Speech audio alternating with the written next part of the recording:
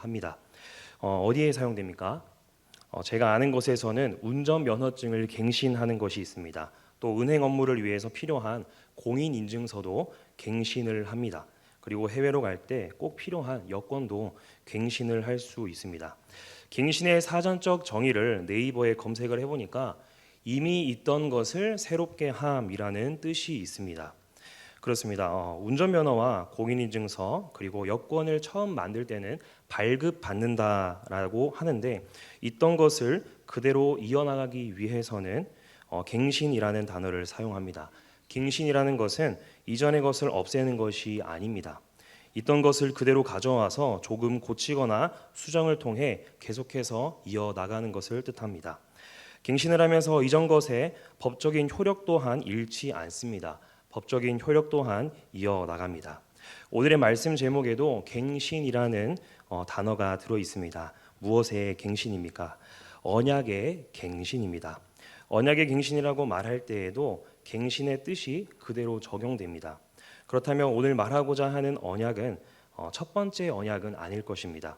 그렇다고 해서 첫 번째 언약과 다른 성격의 다른 언약 또한 아닐 것입니다. 첫 번째 언약을 이어나가는 두 번째 언약이라고 볼 수 있습니다. 오늘 말씀은 신명기 말씀으로서 모세오경 중 가장 마지막 성경입니다. 성경 중에 29장 1절 위에 제목이 있는 성경들이 있을 것인데요. 뭐라고 써져 있나요? 네, 제 성경이랑 같습니다. 모압 땅에서 세우신 언약이라고 기록되었는데 오늘의 말씀의 언약은 모압 땅에서 세웠다고 해서 흔히 모압 언약이라고 부릅니다. 그러면 모압 언약은 어떤 언약의 갱신이라는 것입니다. 이스라엘 백성이 이보다 먼저 하나님과 맺은 언약이 있다는 것인데 혹시 무엇인지 아십니까? 네, 본문 1절 말씀을 보면 답이 있는데 한번 같이 읽겠습니다. 호렙에서 이스라엘 자손과 세우신 언약 외에 여호와께서 모세에게 명령하여 모압 땅에서 그들과 세우신 언약의 말씀은 이러하니라. 아멘. 1절에는 두 개의 지명이 등장하고 있습니다. 한 곳은 호렙입니다. 그리고 모압이 등장하고 있습니다. 호렙에서도 언약을 세우셨는데 그 언약 외에 세운 언약이 모압 언약이라고 합니다. 그렇다면 모압 언약 전의 언약은 어디서 맺은 언약이겠습니까? 호렙이라는 곳에서 맺은 언약입니다. 호렙의 다른 표현이 있습니다. 그것은 신의 산이라고 성경에서는 표현하고 있습니다. 그래서 모압 언약은 신의 산에서 이스라엘 백성과 맺은 하나님의 언약을 갱신하는 언약이 됩니다. 갱신의 사전적 정의를 통해서 보았듯이 모압 언약은 신의 산 언약의 내용을 갈아엎은 것이 아닙니다. 신의 산 언약을 그대로 가져오되 뭔가 조금을 바꾸거나 추가가 될 수도 있습니다. 하나님과 이스라엘 백성이 맺은 첫 번째 언약, 신의 산 언약의 내용은 하나님께서 너희를 구원하셨으니 너희에게 주어진 이 계명대로 살고 그 계명대로 살면 하나님의 계획이 너희를 통해 이루어질 것에 대한 약속입니다. 이 신의 산 언약은 출애굽 1세대가 주 대상이 되었습니다. 출애굽한 지 얼마 되지 않아서 하나님과 맺은 언약이 신의 산 언약입니다. 이스라엘 백성들이 광야 생활을 몇 년을 했습니까? 40년을 했습니다. 그 40년이라는 세월 동안 인구수에는 변화가 없었습니다. 신의 산 언약 때에 그러나 인구수에는 변화가 없었는데 그러나 사람은 바뀌었습니다. 출애굽 1세대는 거의 다 죽었습니다. 모세 옆을 지키던 사람들도 바뀌었습니다. 신의 산 언약 때의 모세 옆을 아론과 미리암이 지켰다면 40년이 지나 지금 현재 모압 언약 때에는 여호수아와 갈렙이 모세 옆을 지켰습니다. 대상이 출애굽 1세대에서 출애굽 2세대로 바뀐 것입니다. 출애굽 1세대는 애굽에서와 출애굽 과정에 하나님의 기적을 눈으로 선명하게 본 이들이었습니다. 그리고 광야에서 먹이시고 인도하시는 하나님을 경험하며 살았습니다. 그런 출애굽 1세대와 맺은 언약이 신의 산 언약입니다. 그런데 출애굽 1세대는 신의 산 언약의 내용대로 하나님께 순종하지 않았습니다. 하나님과 맺은 언약대로 살기만 하면 가나안으로 형통하게 나아갈 텐데 여러 가지 불순종과 불평으로 하나님께 실망을 안겨드렸습니다. 그런 출애굽 1세대를 보고 자란 2세대와 언약을 지금 다시 맺고자 하십니다. 부모들의 불순종으로는 도저히 앞으로의 여정이 순탄치 않을 것을 하나님께서는 아셨습니다. 그리고 모압 언약 체결 후에 이스라엘은 이제 그토록 바라던 가나안 땅을 목전에 두고 있습니다. 그리고 지도자 모세는 그들과 함께하지 못하고 이제 이 모압 땅 가나안 땅 직전에 이제 죽을 것입니다. 이런 상황을 두고 하나님께서는 출애굽 2세대 백성들과 언약을 갱신하고자 하십니다. 우리가 스마트폰을 사용하면서도 어플을 업데이트를 합니다. 그러면 뭔가 바뀌는 것 같아도 어플 일부분을 조금 수정한 것이라서 크게 바뀐 것은 없습니다. 이것 또한 일종의 갱신이라 볼 수 있는데, 모압 언약은 세월이 지나고 장소가 바뀐 후 대상도 수정된 시내산 언약의 업데이트 버전이라고 볼 수 있습니다. 신명기 29장은 모세의 고별 연설 중에 일부입니다. 고별 연설하면 슬픈 마음도 들고 중요한 내용이 들어있을 것이라는 생각이 듭니다. 왜냐하면 누군가가 마지막으로 털어놓는 마지막 연설이기 때문입니다. 고별 연설은 대체로 지나온 과거를 회상하는 것으로 시작을 합니다. 지나온 삶에서 배운 교훈을 털어놓기 때문입니다. 그렇지만 모세의 고별 연설의 초점은 과거에 있는 것이 아니라 앞으로의 미래를 설계하는 데에 있습니다. 연설을 듣는 백성들에게 미래를 어떻게 살 것이냐를 다짐하게 만드는 것입니다. 그런 의미에서 모세의 고별 연설은 매우 중요합니다. 그리고 신명기 29장과 30장에 나오는 연설 내용은 사람의 마음을 움직이는 힘이 있습니다. 동시에 이 연설은 언약 체결의 형태를 띠고 있는데 30장에는 언약에 충성하면 복이 내린다고 하는 말씀이 있습니다. 그리고 29장에는 언약에 불충성하면 저주가 내린다는 것을 오늘 본문 뒤에서 이야기하고 있습니다. 28장에서는 순종하는 자에게 있을 축복과 순종하지 않는 자에게 있을 저주에 대한 말씀이 포함되어 있습니다. 28장에서는 축복의 말씀보다 3배가 긴 저주의 말씀이 등장합니다. 저주의 말씀을 묵상하면서 이런 생각이 들고는 합니다. 그리스도인으로서 나를 돌아볼 때 과연 세상 사람의 삶의 모습과 다르다고 말할 수 있겠는가라고 하는 질문입니다. 만약 다르다고 한다면 세상 사람들처럼 없다고 불평하기보다는 있는 것으로 감사하며 살아가게 될 것입니다. 여러분은 어떤 삶을 살아오셨고 어떤 삶을 살아가고 계십니까? 자신의 인생이 힘들고 어려울 때 자신을 그러한 길로 밀어넣으시는 하나님의 마음에 대해서 생각해 보신 적이 있습니까? 어렵고 힘든 인생을 살아오셨다면 그것은 하나님의 마음을 헤아릴 수 있는 좋은 기회였을 것입니다. 다만 어려움 속에서 하나님을 생각하기보다는 불평과 불만으로 지내오셨다면 그것은 참으로 하나님을 알 수 있는 좋은 기회를 스스로 밀쳐냈다고 말할 수밖에 없습니다. 하나님은 시내산에서 이스라엘 자손과 언약을 세우셨습니다.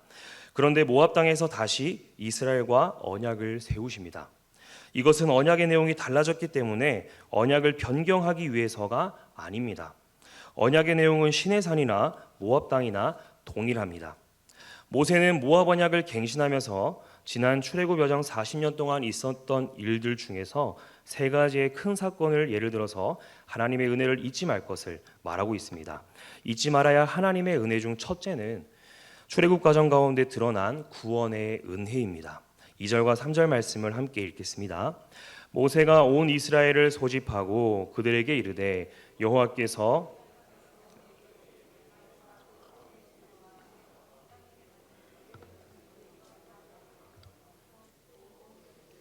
이적과 큰 기사를 내 눈으로 보았느니라. 아멘. 하나님께서는 시내산에서 이스라엘과 언약을 세우실 때 백성들은 하나님이 애굽 땅에 행하신 모든 일을 직접 목격했던 그 백성들이었습니다. 재앙을 통해서 애굽을 치시고 장자가 죽어가는 엄청난 재앙 속에서도 이스라엘 백성들만은 살리셨습니다. 또 애굽의 군사가 쫓아오는 긴박한 상황에서는 하나님께서 바다를 가르시고 그 바다를 건너게 하셨습니다. 그리고 애굽의 군사는 모두 물에 휩쓸려 죽었습니다. 이런 기적들을 직접 목격하면서 이스라엘은 하나님에 대해서 어떤 마음을 가졌을까요? 분명 넘치는 감격과 흥분 속에서 하나님을 부르고 감사했습니다. 또 구원을 찬양하면서 앞으로 하나님만 섬기겠다라고 다짐하고 또 다짐했을 것입니다. 만약 여러분 같으면 이런 현상 속에서 어떻게 하시겠습니까? 여러분이 보는 눈앞에서 바다가 갈라지고 병든 자가 낫고 귀신이 쫓긴 기적을 직접 목격했다면 과연 여러분의 마음은 어떠하겠습니까? 아마 하나님의 능력에 감탄하면서 나는 하나님을 만났다, 나는 하나님을 알고 있다, 이제는 하나님만 믿고 살겠다라는 각오를 하지 않겠습니까? 그러나 기적을 체험했다고 해서 하나님을 만나고 하나님을 알 수 있는 것이 아닙니다. 그래서 언약이 두 번 등장하는 이유에 대해서 생각해 볼 필요가 있습니다. 시내산에서의 언약은 이스라엘의 광야 40년의 세월을 지나가기 전의 언약입니다. 그러나 모압 땅에서의 언약은 40년의 광야 생활 후의 언약입니다. 다시 말해서 40년간 광야에서 고생했던 어려움과 고통 없이 하나님의 놀라운 기적만 맛본 상태에서 하나님을 아는 것과 40년이라는 세월을 고생하고 난 뒤에 알게 된 하나님은 다르다는 것을 말해주기 위함입니다. 그렇다면 과연 이스라엘에게 있어서 시내산에서의 언약이 더욱 진실하겠습니까? 아니면 모압 평지에서의 언약이 더욱 진실하겠습니까? 분명 하나님의 기적으로 마음이 들떠 있는 상태에서의 하나님보다는 40년 동안 고생하고 살아오면서 알게 된 하나님이 더욱 진실되고 마음 가까이 다가오게 될 것입니다. 그 과정 가운데 그들이 잊지 말아야 할 것이 바로 애굽에서 구원한 하나님의 은혜입니다. 애굽에서 그들은 종살이하면서 살았습니다. 종살이의 강도가 강해지자 그들은 조상들이 믿었다는 하나님을 찾기 시작했습니다. 이 힘든 상황에서 벗어날 수 있도록 구해달라고 하나님께 애원했습니다. 그래서 하나님은 오래전부터 계획했던 출애굽 과정을 실행하십니다. 모세를 통해서 말입니다. 출애굽 1세대는 출애굽 과정 가운데 하나님께서 애굽에 내리실 10가지 재앙을 직접 눈으로 보았습니다. 그리고 들어보지도 못한 바다가 갈라지는 기적을 경험했습니다. 이런 애굽으로부터의 구원 과정은 전적인 하나님의 은혜였습니다. 사랑하는 성도 여러분, 우리에게도 이런 기적이 있지 않습니까? 하나님께서는 애굽에서 종살이하던 이스라엘 백성을 구원해 주시고 하나님의 자녀로 살도록 인도하셨습니다. 우리는 어떠합니까? 우리는 죄의 노예로 종살이했습니다.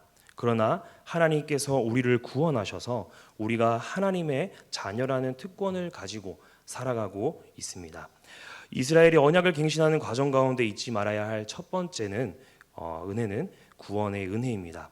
우리 모두가 우리를 구원해 주신 하나님의 은혜를 기억하고 감사하며 살아가는 성도님들 되기를 소망합니다. 언약을 잘 순종하기 위해서는 감사한 은혜를 곰곰이 생각해 봐야 합니다. 모두가 은혜를 경험하지만 경험한 것으로만 그쳐서는 안 됩니다. 은혜를 기억하고 살아갈 때 하나님과 맺은 언약은 이스라엘과 성도의 삶에 깊숙이 새겨지는 언약이 되는 것입니다. 기억해야 할 하나님의 은혜 두 번째는 일상에 주어진 은혜입니다. 5절과 6절 말씀을 같이 읽도록 하겠습니다.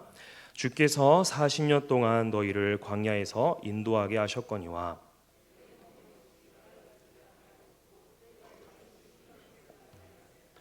너희에게도 주는 너의 하나님의 여호와신 줄을 알게 하려 하심이니라. 아멘. 하나님께서는 광야에서 이스라엘을 인도하시면서 이스라엘이 깨닫길 바라셨던 것은 여호와가 우리의 하나님이시며 능력이시다라는 것을 깨닫도록 하는 것입니다.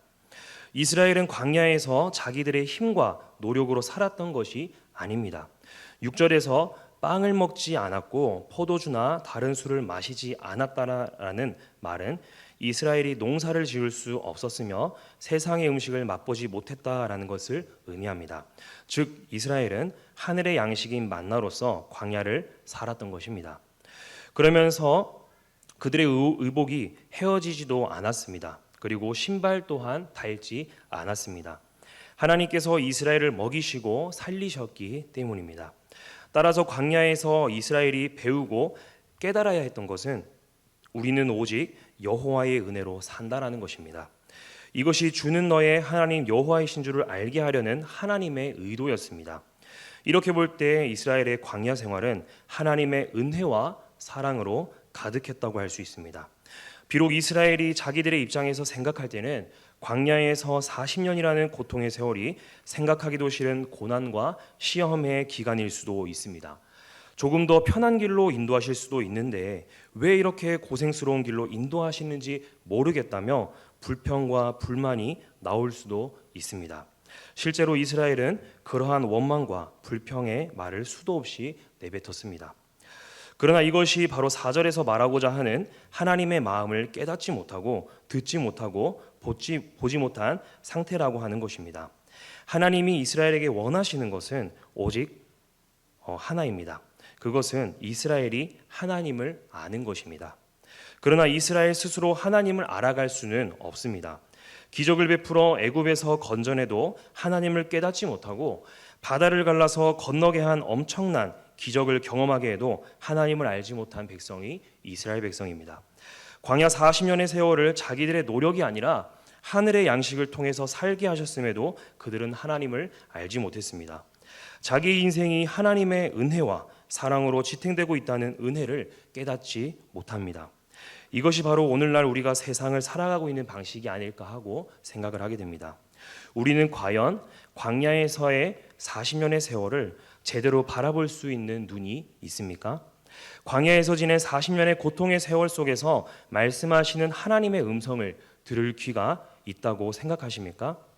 저는 아닐 것이라고 생각합니다. 어려움이 있을 때 어려움 속에서 하나님의 음성을 듣고 하나님을 깨달으려고 하기보다는 나의 고통을 앞세우면서 불평과 불만을 내뱉는 모습이 우리에게 있지 않은지 한번 생각해보고 싶습니다. 하나님은 우리가 하나님의 은혜와 사랑을 알게 하시고 여호와 하나님이신 것을 알게 하시기 위해서 광야로 인도하시는데 우리는 이런 하나님의 마음을 외면한 채 단지 내가 힘들고 어렵다는 것만 내세우고 불평했던 삶이었음을 인정하지 않을 수 없습니다. 이스라엘이 깨달아야 했던 것은 하나님이 기적을 일으켜서 그들을 애굽에서 건져내시고 광야에서 40년을 인도하신 하나님의 은혜를 깨닫는 것이었습니다. 그들은 하나님의 뜻을 이스라엘이 깨닫는다면 그들은 애굽에서 광야까지 담겨있는 하나님의 은혜를 알 수 있고 자신들이 지금까지 살아온 모든 삶, 종살이로부터 지금까지의 삶은 하나님의 은혜의 결과였음을 인정하게 될 것입니다. 그리고 하나님이 원하시는 것은 오직 은혜를 아는 자로 살아가는 것임을 깨닫게 될 것입니다. 은혜를 알고 받은 은혜대로 살아가는 것, 하나님께서 원하시는 이스라엘의 이스라엘다운 모습, 그리고 오늘날 성도의 성도다운 모습일 것입니다. 요즘 장마철이라 비가 정말 자주 옵니다. 특히 지난 어떤 해보다도 날씨가 변덕스럽다고 해도 될 정도로 날씨가 뒤죽박죽입니다. 제가 최근 들어 이런 날씨를 보면서 나 중심적으로 보던 것을 바꾸게 되었습니다. 초등부 교사회 때 기도를 하면 비가 오거나 흐린 날씨가 되면 제 기도에는 안 좋은 날씨 가운데에도 아이들이 올 수 있도록 기도하고는 했습니다. 그런데 여러분, 흐린 날씨가 안 좋은 날씨인가요? 과연 비가 오는 것이 좋지 않은 날씨인가 한번 우리가 생각해 보기를 바랍니다. 물론 비가 오면 나가기 불편하고 일하기에 지장이 있습니다. 그래서인지 주일에 비가 오면 아이들의 수가 적어 보이기는 합니다. 그런데 날씨가 좋지 않다라고 하는 가운데에는 분명 나 자신의 불평이 투영되어 있다고 저는 생각을 합니다. 이런 모습을 발견하고 저는 앞으로 기도할 때나 대화 가운데에서 이것을 투영하지 않도록 흐린 날씨 또한 하나님께서 주신 것이다라고 생각하고자 합니다. 모든 것이 하나님께서 주신 것이기 때문입니다. 일상에서 주어진 모든 것들은 하나님의 은혜입니다. 아직 내가 건강한 것도 하나님의 은혜입니다. 내가 일하고 있는 것 또한 하나님의 은혜이며 주변에 누군가 있다는 것도 하나님의 은혜입니다. 또 내가 몸이 어딘가 불편해도 이것을 통해 하나님께 더욱 기도할 수 있는 것에 우리는 감사해야 합니다. 힘든 일상에서도 주님을 찾는 것으로 우리는 감사해야 합니다. 날마다 이런 감사할 제목이 있는 것이 이 또한 하나님의 은혜인 줄 믿습니다. 그래서 모세는 하나님의 은혜를 말하며 출애굽 2세대와 언약을 갱신하고 있습니다. 지금 함께한 이스라엘만이 아니라 함께하지 아니한 즉 자손 대대로 지켜야 할 언약을 세우고 있습니다. 하나님의 은혜를 알고 살아가는 자에게 복이 있고 그렇지 않은 자에게는 저주가 임할 것을 이야기하고 있습니다. 사도 바울은 고린도전서 15장 10절에서 이렇게 말합니다. 그러나 내가 나된 것은 하나님의 은혜로 된 것이니 내게 주신 그의 은혜가 헛되지 아니하여 내가 모든 사도보다 더 많이 수고하였으나 내가 한 것이 아니요 오직 나와 함께 하신 하나님의 은혜로라. 아멘. 사도 바울의 고백이 참 은혜가 됩니다. 내가 나된 것은 하나님의 은혜입니다라고 하는 이 고백이 사도 바울의 고백으로만 끝나는 것이 아니라 우리의 고백이 되기를 소망합니다. 언약을 지키기 위해 잊지 말아야 할 하나님의 은혜, 세 번째는 인도하심의 은혜입니다. 7절과 8절 말씀을 함께 읽겠습니다. 너희가 이곳에 올 때에 헤스본 왕 시온과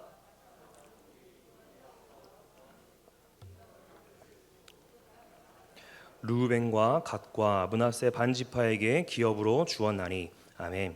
모세는 하나님께서 도와주신 일을 말씀하고 있습니다.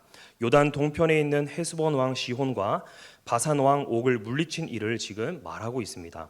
그래서 요단 동편 땅을 취하여서 르우벤과 갓과 므낫세 반지파에게 기업으로 주었다고 이야기하고 있습니다.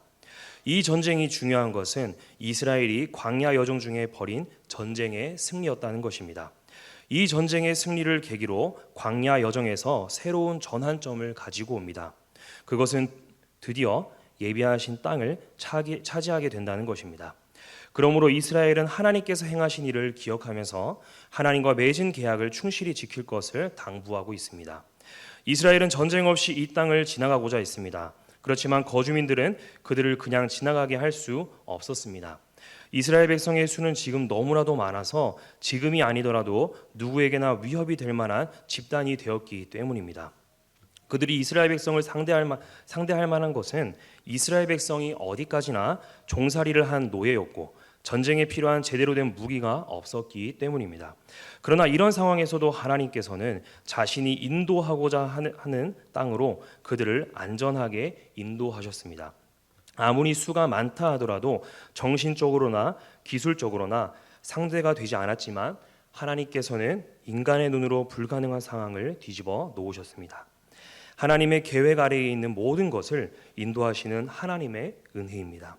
아주 오래전 그들의 조상 아브라함과 하신 약속, 큰 민족을 이루겠다고 하신 약속, 그 약속은 하나님은 수백 년이 지나서도 그 약속을 위해 이스라엘 백성을 인도하셨습니다. 어려운 상황과 불가능한 상황이라고 판단했지만 하나님께서는 능히 인도하시는 분이십니다. 거기서 끝나지 않고 그들에게 정착할 땅을 마련하셨습니다. 하나님께서는 우리를 구원하시고 모든 일상 가운데 우리를 지키시며 여전히 우리를 천국에 이르기까지 성령님을 보내어 우리를 인도하십니다. 1차적으로 이스라엘에게 주어진 여정의 끝은 가나안 땅에서의 정착이었습니다. 그러나 더 나아가면 우리를 위해 무엇이 예비되어 있습니까? 하나님의 나라 아니겠습니까? 구원받아 이 세상에서만 살아가다 죽는다면 무엇이 은혜가 되겠습니까? 그 목적지가 우리의 소망이 되는 곳이어야 합니다. 하나님의 나라가 우리의 유일한 목적지가 되고 그분이 인도하시는 여정의 끝임을 믿으시기를 바랍니다. 그리고 이스라엘을 인도하시는 하나님의 은혜가 우리에게도 있기를 소망합니다. 언약을 갱신하는 가운데 하나님의 은혜를 기억해야 하는 것이 왜 중요할까요? 언약을 지키는 것이 쉽지만은 않아서입니다. 이미 하나님과 모세는 시내산 언약을 지키지 못한 출애굽 1세대를 경험했습니다. 그래서 모세의 죽음과 가나안 입성을 앞두고 언약을 세우시고 언약을 지키기 위해 은혜를 간직하라고 지금 신신당부하고 있습니다. 그리고 가나안에 가서 그 은혜를 잊지 말고 체험한 은혜로 언약을 지키라는 것입니다. 언약을 지켜 행하면 얻게 되는 결과에 대해서 9절은 말씀하고 있습니다. 9절입니다. 그런즉 너희는 이 언약의 말씀을 지켜 행하라. 그리하면 너희가 하는 모든 일이 형통하리라. 아멘. 갱신한 언약의 대상인 이스라엘 백성에게는 지킬 것이 하나 있었습니다. 하나님과 모함에서 세운 언약을 지키고 행하는 것입니다. 그럼 모압 언약을 지키고 살아간다면 모든 일에 형통하다는 것입니다. 한국 교회가 성장한 것과 대한민국 경제의 성장은 비슷한 곡선이 그려집니다. 물론 하나님께서 한국 교회를 사랑하시기 때문에 그렇게 성장을 시켜 주셨습니다. 그러나 경제 성장이 한국 교회에도 비집고 들어와 마치 교회 다녀야 물질의 복을 누릴 수 있다는 기복신앙이 생겨났습니다. 지금 한국 교회가 힘든 것도 이 기복신앙 때문이라는 생각이 듭니다. 물질의 복은 모두가 누릴 수 없는 것입니다. 가진 자가 그만큼 베풀어야 하고 하나님의 일을 감당하면 참 좋게 될 것입니다. 그러나 하나님께서 구절에서 말씀하시는 모든 일에 형통하다는 것은 나의 기준에서 복을 누리며 형통하는 것이 아닙니다. 말씀대로 지켜 행하면 하나님의 계획이 순조롭게 또 형통하게 이루어질 것을 말하는 그 형통입니다. 이스라엘에 대한 하나님의 계획은 무엇입니까? 이스라엘을 통해 하나님의 영광 받는 것입니다. 그럼 우리에 대한 하나님의 계획은 무엇입니까? 우리를 통해 하나님께서 영광 받는 것입니다. 그래서 하나님은 우리를 구원해 주시고 늘 지켜 주시며 우리를 그의 나라에 이르기까지 인도하시는 것입니다. 이런 과정들이 형통하게 이루어지는 것이 우리에게 복이 되고 형통한 길인 줄 믿으시길 바랍니다. 하나님께서 그동안 주신 은혜를 기억하시기를 바랍니다. 하나님께서는 우리를 죄에서 구원해 주셨습니다. 또 우리를 하나님의 나라로 이끄시기 위해 지금도 우리를 지키시고 인도하고 계십니다. 그 하나님의 은혜를 기억해야만 언약의 말씀을 신실하게 지킬 수 있습니다. 우리가 언약 백성으로 살아갈 때 하나님이 함께 하시는 형통의 삶을 살게 됩니다. 오늘 이 땅을 살아가는 저와 여러분이 모든 일에 기뻐하고 감사로 살아가기를 소망합니다. 하나님께서 반드시 도와주실 것이고 하나님께서 반드시 인도하실 것입니다. 세상을 향한 우리의 욕구를 내려놓고 하나님의 은혜와 예수 그리스도의 은혜로 가득 채워진 삶, 그리고 감사하며 순종하는 삶 살기를 소망합니다. 이 시간